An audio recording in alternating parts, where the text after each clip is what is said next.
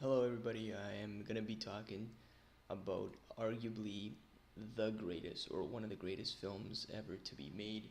And this one, as many of you know, is The Godfather, released in 1972. It's an American crime drama film directed by Francis Ford Coppola. And for a brief while, they had a very tough time finding a director, but finally they did find one, and it couldn't have been a better fit. Now, this film is based on a novel of the same name, and Paramount Pictures obtained the rights to the novel for a price of 80,000 US dollars. Now, it stars Marlon Brando and Al Pacino as their main characters, and he is the leader of a fictional Italian American crime family.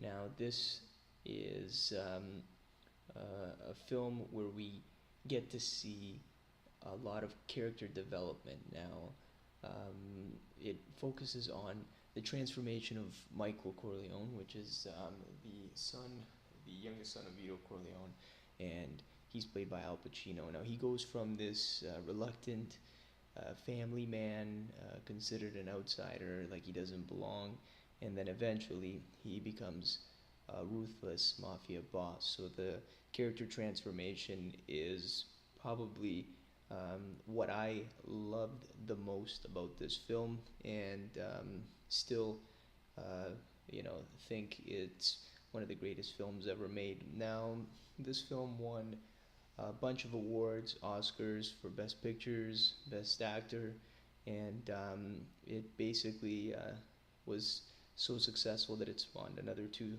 sequels, The Godfather Part 2 and The Godfather Part 3, released in 1974 and 1990. Now, they had a budget, a very low budget of $6 to $7 million, and they were the highest grossing film of 1972, and they made $245 million. Now, just to give you a quick rundown, this film opens up with a wedding, and Vito Corleone is there as the head of the New York crime family. His youngest son, Michael, returns back from World War II and introduces his girlfriend, and we get to see and get introduced to a lot of the characters that are going to be appearing in the film.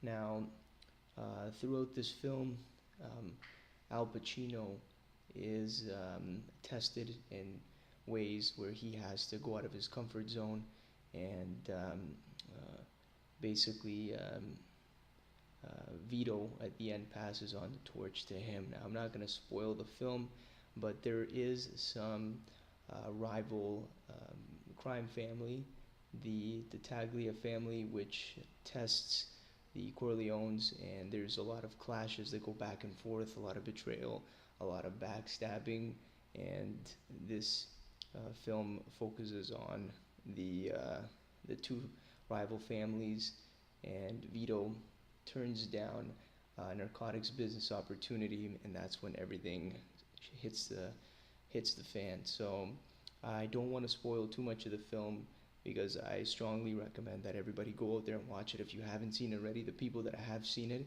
I'm sure 90% of the people will agree that it is one of the best films to be made, and I myself gave it a 9 out of 10. So I do rate every film that I watch, and this is one of the best films that I've seen so far. So definitely go out there and see it if you haven't already.